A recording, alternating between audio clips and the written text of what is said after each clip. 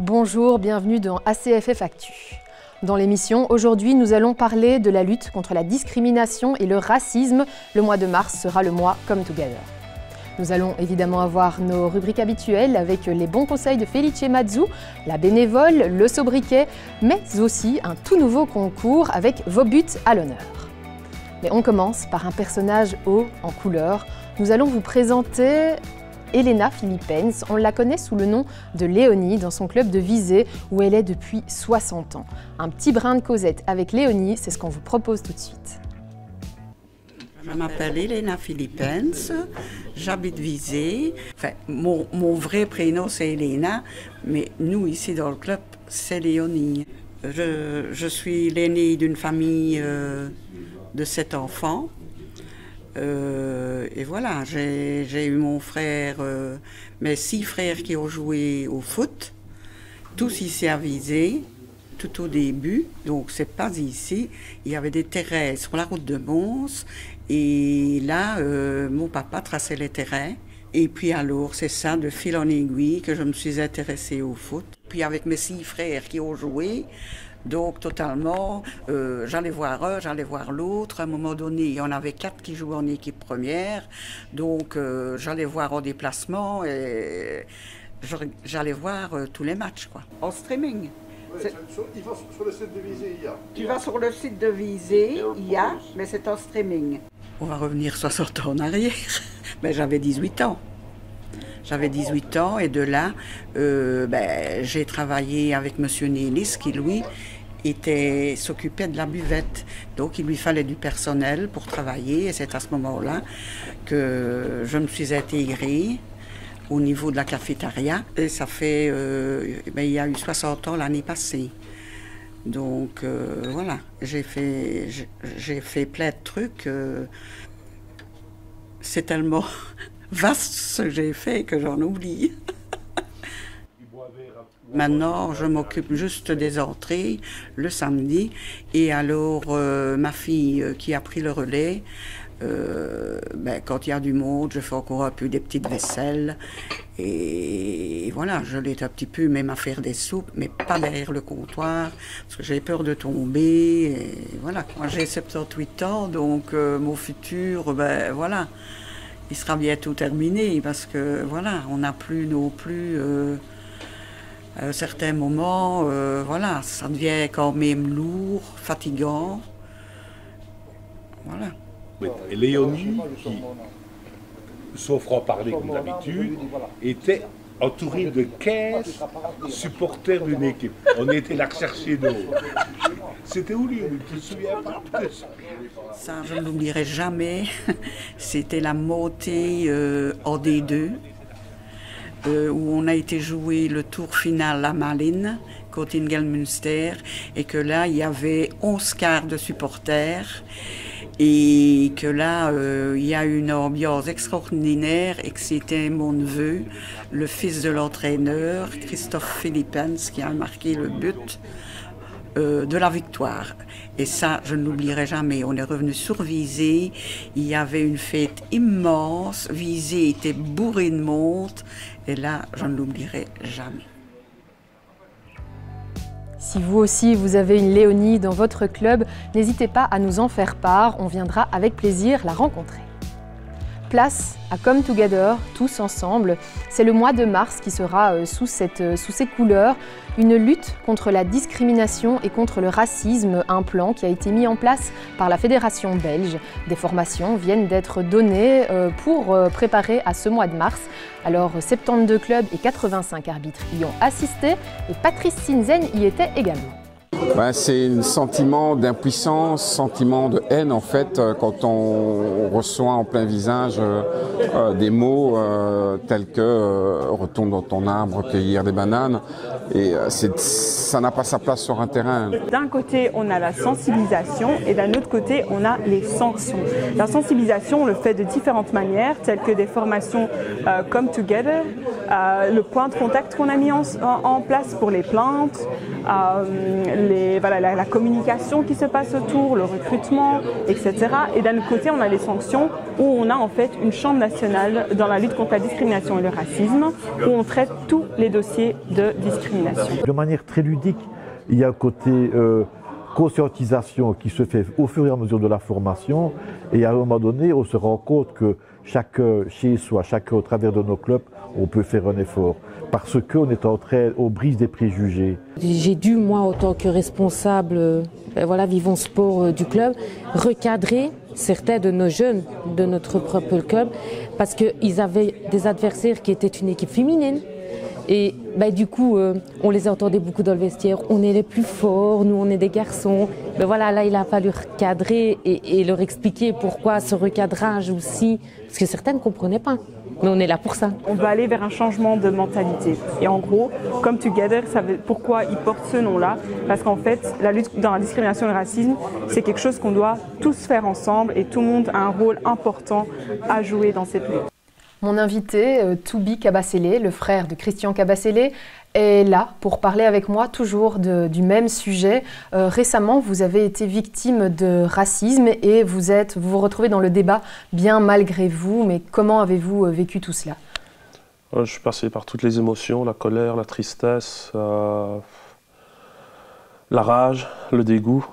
Donc c'est toujours présent, mais de façon plus posée et plus calme.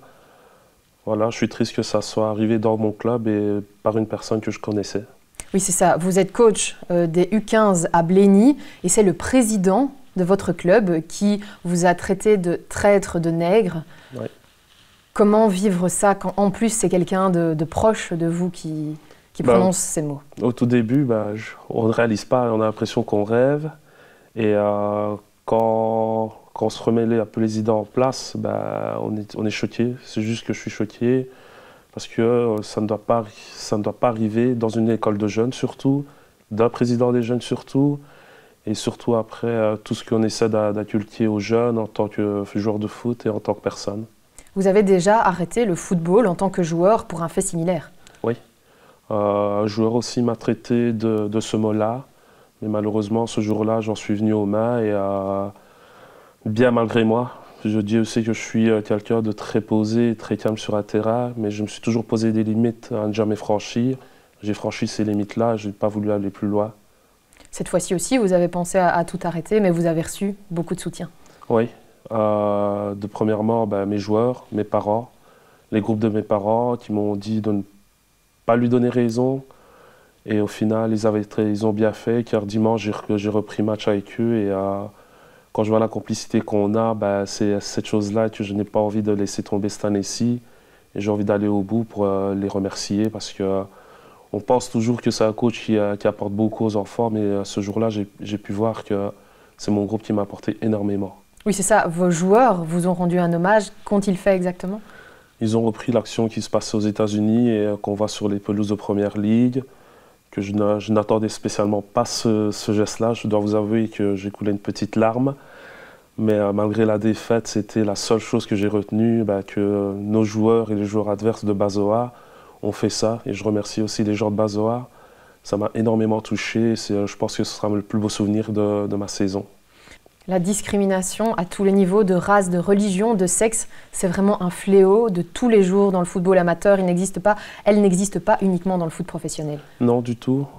Ce qui différencie ces deux mondes-là, c'est que nous, on n'a pas les mêmes moyens et que les gens viennent uniquement pour se défouler des fois. Et c'est malheureux, des fois ça arrive aux mains, ça arrive à des bagarres, surtout chez les adultes. Mais voilà, si grâce à mon nom de famille, je peux aider les personnes à délier les langues, il n'y a pas de souci, parce que ça arrive beaucoup, beaucoup trop souvent. Et je connais des personnes qui ont décidé d'arrêter parce qu'elles n'en pouvaient plus. Elles allaient craquer comme moi et je pense que c'est la meilleure réaction à faire pour éviter que ça dégénère et donner le mauvais exemple à des enfants qui sont au bord du terrain. On sait que c'est aussi le combat de votre frère depuis longtemps. Oui. Depuis qu'on joue au foot, c'est insulte sur insulte. Et quand nos parents ne sont pas là, Dieu merci, heureusement qu'ils n'ont jamais entendu. Mais quand on est en âge de comprendre, ça fait encore plus mal. Et je sais que c'est une action qui lui tient à cœur et il fait tout pour. parce que il a deux petits enfants qui sont métis, ils doivent comprendre qu'ils doivent voir plus loin que la couleur, et c'est ce qu'on fait. Des actions, une en justice, l'autre auprès de l'Union belge, ont été déposées, des plaintes, l'une par vous, l'autre par la police autour de Blény. Vous attendez quoi concrètement de ces poursuites? J'attends surtout de l'Union belge, en fait, c'est vraiment cette partie-là que j'attends. J'attends vraiment une grosse action, parce que ça ne doit pas arriver dans ce milieu-là, peu importe que ça soit pro ou amateur, surtout venant d'une école de jeunes, d'un président des jeunes. Nous sommes censés, à notre milieu amateur, former des footeux, mais la mission principale, c'est de former des personnes qui savent différencier le bien du mal, ne pas tout se permettre sur un terrain, mais vraiment j'entends que l'Union belge passe à l'action, car ça ne doit plus arriver, surtout au milieu amateur, où ça peut dégénérer à tout moment. Merci beaucoup, Toby, d'avoir témoigné aujourd'hui auprès de nous, d'avoir fait passer ce très beau message qui prouve que l'initiative Come Together est plus nécessaire que jamais. Et toujours dans cette optique de lutte contre les discriminations, Wissem Belgacem sera tout prochainement en Belgique le jeudi 3 mars. Wissem, c'est le premier footballeur français à avoir fait son coming out. Il sera donc à Tubize le 3 mars. Il donnera 2 conférences, une à 13 h, l'autre à 19 h.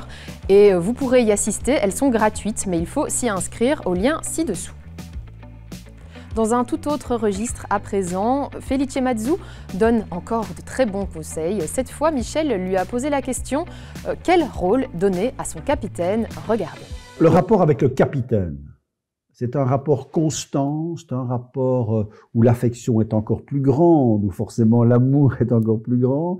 Qu'est-ce que vous mettez en place, vous, concrètement, avec votre capi? Vous avez toujours mis en place? Oui, vous venez de tout résumer, en fait. Le capitaine ne doit pas avoir de faveur en termes de temps de jeu. S'il le mérite, il joue. S'il ne le mérite pas, il joue pas. Par contre, vous devez avoir un rapport privilégié avec lui, parce que c'est votre relais, je veux dire, principal entre le groupe des joueurs et votre staff. Et donc, votre capitaine, je pense que vous devez lui donner des tâches importantes, des tâches de responsabilité. Lesquelles? Tout simplement gérer, je vous parlais des amendes tout à l'heure, gérer les amendes. Quand vous avez des communications importantes, que vous n'avez pas spécialement envie de les donner vous-même par rapport au groupe, vous les transmettez à votre capitaine les transmet au groupe. Quand il y a une demande du groupe pour un événement, tel un repas, le groupe se sent fatigué, est-ce que l'entraînement peut pas être un peu plus court? Voilà, ce sont tous des relais qu'on a avec son capitaine, l'interface qu'on a avec son capitaine, qui sont aussi des moments privilégiés lors de matchs en déplacement, par exemple. Qu'est-ce que tu penses avec une mise au vert? Comment le groupe le ressent? Essaie de sentir un peu avec le groupe, le relais sur le terrain, le relais entre lui et l'arbitre et moi. Donc, il y a plein de paramètres qui rentrent en ligne de compte. Et votre capitaine doit être quelqu'un de confiance, quelqu'un de juste, quelqu'un d'honnête, qui a une mentalité aussi pour accepter parfois d'être capitaine sur le banc et pas uniquement sur le terrain. Place maintenant aux actualités ACFF de la semaine. On commence par 2 Foot for Girls Festivals qui vont être organisés le 2 mars, l'un à Sauvenière, l'autre à Saintes. Cette semaine, à la Louvière, 50 jeunes filles étaient réunies pour y participer. Et puis, vous rêvez de loger dans l'hôtel des Diables Rouges et d'apprendre auprès des meilleurs arbitres. Ce stage est fait pour vous, un stage de 13-18. Il se déroulera à Tubize du 12 au 15 avril et il vous permettra d'apprendre de super choses si vous voulez devenir arbitre.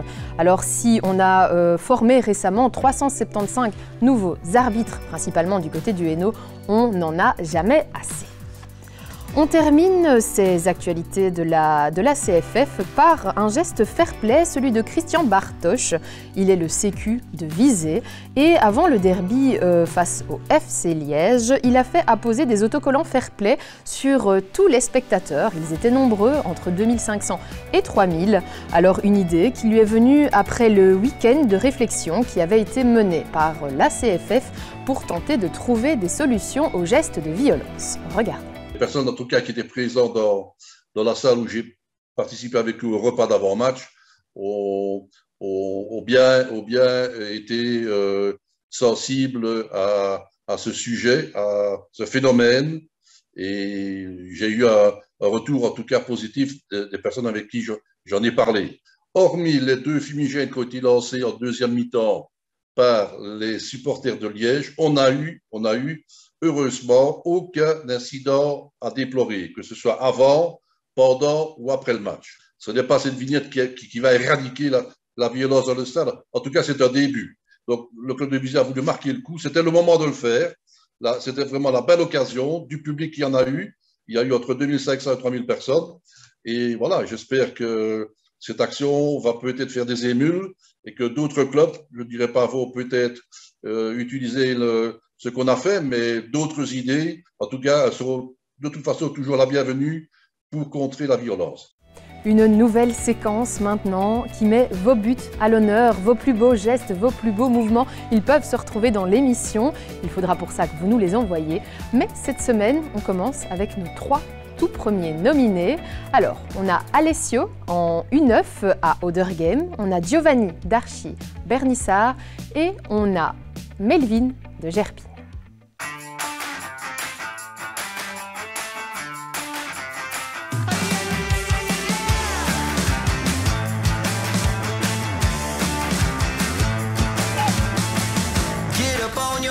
This is a shakedown. Order up that beat just like a takeout. Show me you got soul inside those new shoes. And you can rock it with an attitude. So fresh, just the way you like it. Just the way you like it.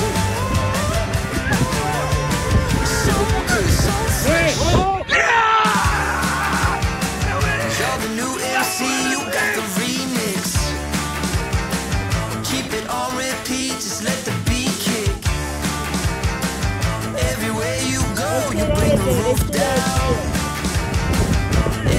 Des vidéos qui nous sont fournies en partenariat avec la RTBF, l'émission La Tribune, et on les remercie pour cela. Maintenant, c'est à vous de jouer.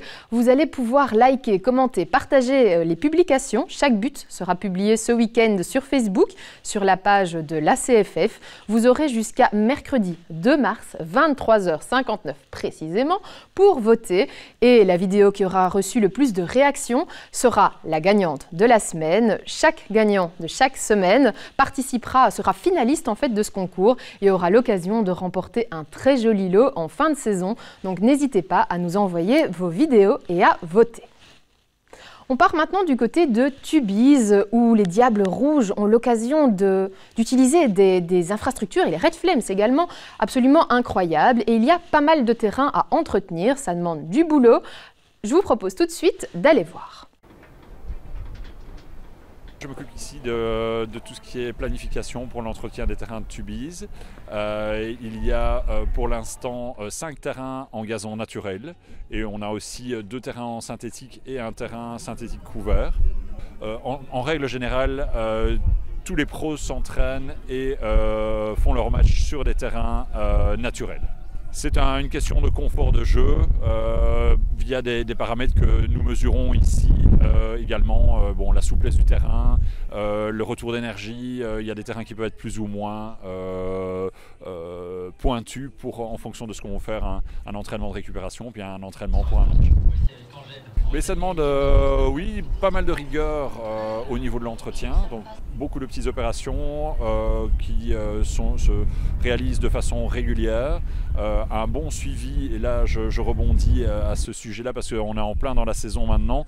On fait des analyses de sol chaque année et ça, les petits clubs doivent le faire aussi. Ça donne une carte d'identité des terrains, ce qui permet de savoir ce qui manque dans le terrain, ce qui est en excès et pouvoir adapter un plan de fertilisation qui soit vraiment adapté au terrain.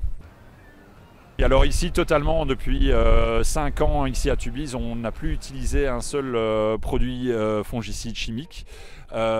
C'est évidemment plus compliqué à mettre en œuvre, mais on commence à avoir une bonne expertise à ce niveau-là. Et c'est vraiment quelque chose que nous essayons de promouvoir et de continuer à appliquer. De toute façon, la loi nous interdit en Wallonie d'utiliser des produits phyto. Donc on a dû développer de nouvelles techniques. Ça n'a pas toujours été facile. Nous n'avons jamais la garantie que ça va marcher à 100%, mais voilà, on n'a pas le choix, on doit s'adapter, trouver de nouvelles techniques. Un sujet réalisé par Sébastien Willem, tout comme celui de Léonie d'ailleurs. On termine cette émission par le traditionnel sobriquet. Cette semaine, on prend la direction de Bossière et de Gembloux avec l'Union Bossière-Gembloux, un club de foot qui évolue notamment en P2, qui a 17 équipes et environ 350 membres actifs. Alors, leur surnom, c'est les Couteliers. Dans la cité des Couteliers, rien de bien étonnant. Mais pourquoi Gembloux s'appelle-t-elle comme ça? Alors, tout simplement pour son passé. Aux alentours de la moitié du XVIIIe siècle, il y a eu pas mal de couteliers. Ils faisaient à ce moment-là en privé, dans l'intimité, des couteaux à la maison. Puis il y a eu l'industrialisation, puis la mondialisation, des hauts et des bas. Mais malgré tout, pendant longtemps, pour appeler un couteau, on parlait d'un Gembloux, ce qui signifie quand même l'importance de la coutellerie dans la région. Donc aujourd'hui, le club apprécie toujours beaucoup être surnommé les Couteliers par la presse et tient fortement à ce surnom, alors qu'il ne reste qu'une usine et un atelier de coutellerie aujourd'hui dans Gembloux. Et donc ça continue aussi à vivre par le football. Et on se quitte par une pensée émue pour David, Benjamin et Arnaud, ces 3 jeunes qui ont perdu la vie dans un accident de voiture en revenant d'un match de foot ce lundi. On pense à eux, à leur famille, à leur club. Ils étaient actifs dans les clubs de la province de Liège et aussi de Namur. On pense à leur entourage et plus que jamais, après les matchs, après les rencontres, prenez soin de vous. On se dit à la semaine prochaine.